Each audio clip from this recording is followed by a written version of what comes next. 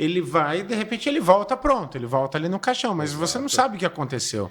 Curiosidades, por que, como eu sou procurada, não sei se o pessoal aí vai deixando comentário de vocês, se vocês já passaram por isso. Tá bombando aqui. Se A já galera passaram, é muito apaixonada por você. Eles são maravilhosos. Eu amo vocês. Obrigado, viu? Obrigado. E acontece muito, a gente pode muito falar sobre isso.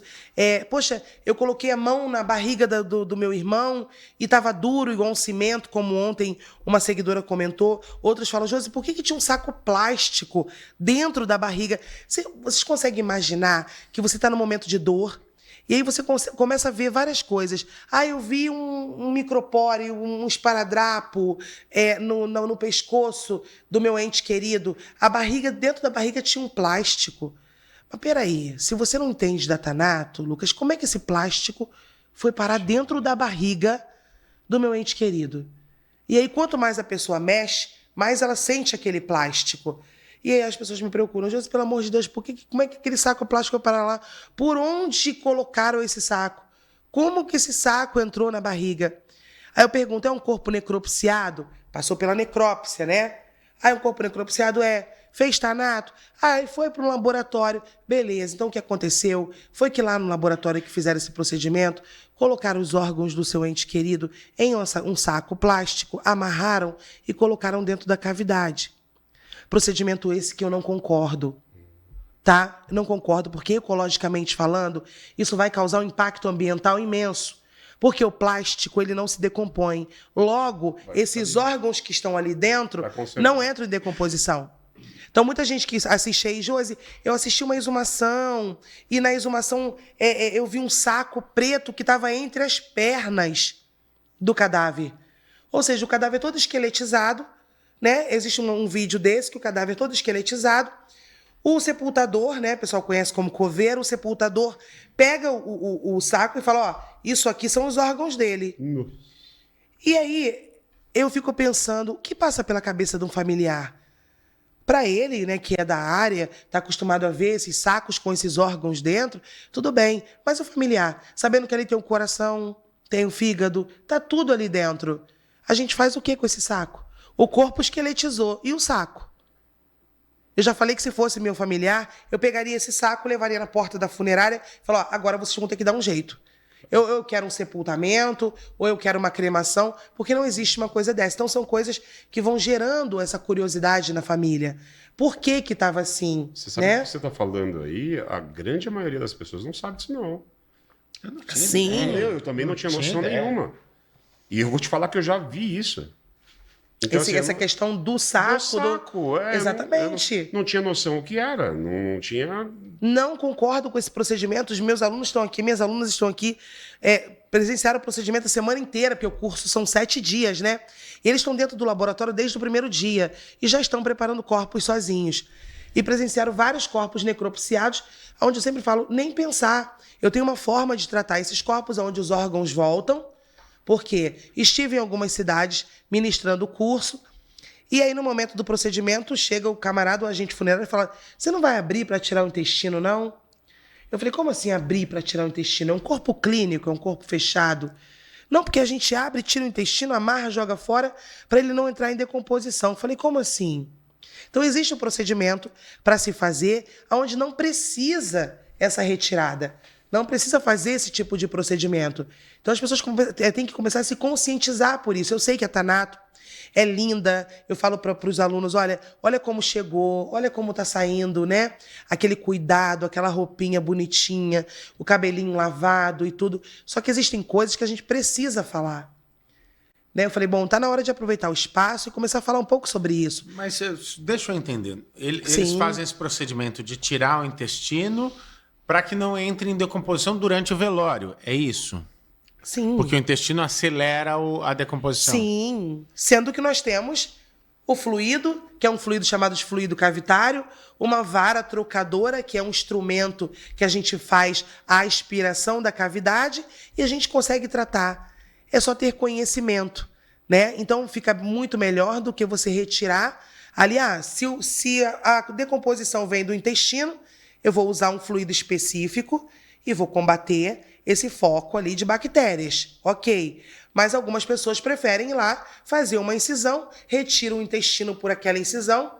O intestino ele é preso em uma membrana, né? Então, conforme você vai puxando, ele vai soltando.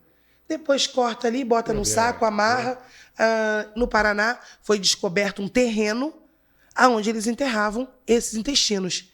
E quando era só intestino, quando não era todo o órgão que retirava e substituía por pó de serra.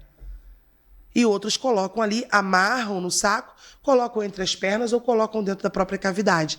É onde a família chega no momento do velório e está lá sentindo aquele saco e querendo saber o que está acontecendo, como que um saco plástico foi parar dentro da barriga do ente querido. Então é muito bom a gente falar sobre isso. É uma técnica que hoje eu não faço, não preciso, nunca tive problema com relação a isso. Prefiro muito mais tratar como a gente trata, de uma forma mais humanizada, do que usar essa técnica aí, que eu acho que isso não já pode sair de linha, porque a única coisa que acontece é ficar aqueles órgãos intactos dentro daquele saco e mais sofrimento para a família. E existe alguma legislação específica para isso? Para quê? A forma de tratar o corpo, por exemplo, descarte de órgãos? Né? Sim, a gente vem cumprindo todas as normas, né? Vem o CONAMA, juntamente com a Anvisa.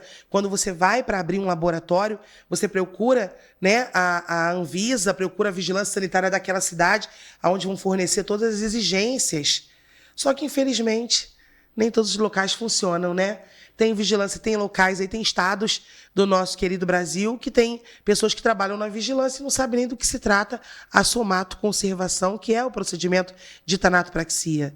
Então, infelizmente, falta conhecimento nas pessoas, né? Para a gente cobrar, a gente tem que conhecer. E está faltando conhecimento ainda aí por esse Brasil afora. Há quanto tempo a Thanato está assim, forte Porque eu lembro quando morreu vó. Não tem tanto tempo que eu vejo a Thanato ser tão... Você não lembra de ter ouvido falar na tanatopraxia? A Thanato chegou no Brasil por volta de 1994, aí se torna mais conhecida, começa a se tornar conhecida em 97, e agora com esse boom todo aí da internet, né, da Thanato, a gente teve uma notoriedade maior logo após o falecimento do Cristiano Araújo. Que era né? Pra te fazer a pergunta. Que foi porque vazaram as fotos. Isso, por mais que a Thanato já existisse, a gente já tinha aí ótimos profissionais, né? Que foram aí, trouxeram a Thanato. É porque até então ali foi falado assim, você viu, quem fez as fotos foi o pessoal da autópsia. Exatamente, caiu em cima do pessoal do IML. Eu acho justo a gente dizer que nesse caso do Cristiano Araújo não foi isso que aconteceu, né? Nem no caso da Marília Mendonça foram eles, simplesmente vazou, né? Alguém entrou ali, alguém teve acesso àquelas fotos e acabou compartilhando. Mas no caso do Cristiano Araújo foi porque foi dentro de um laboratório de Thanato.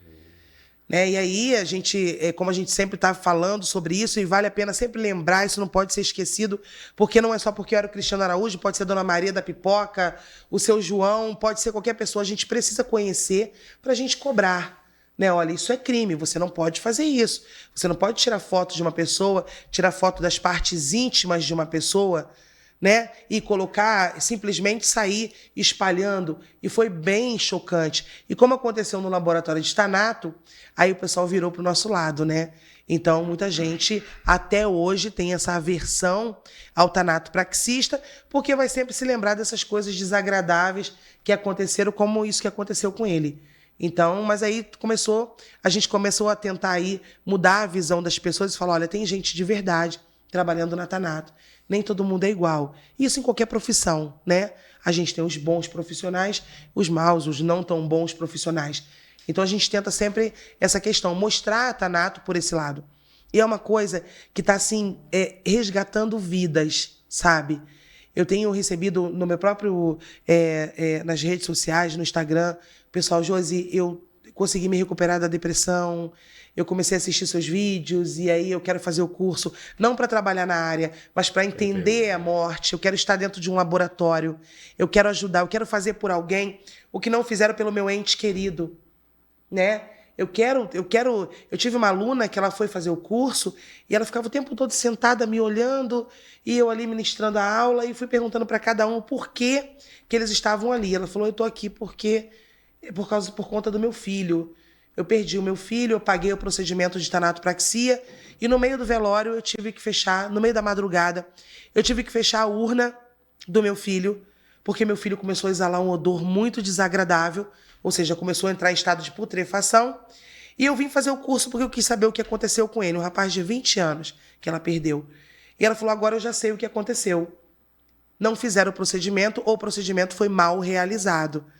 Então isso é importante para as pessoas, né? Não, peraí, eu vou atrás para ver o que aconteceu, para eu conseguir entender a morte, eu vou até ela, eu vou caminhar até ela e vou lá sentir. Eu vou sentir o odor da morte, né? A temperatura da morte, a fisionomia da morte, porque é tudo isso que a gente vê dentro do laboratório.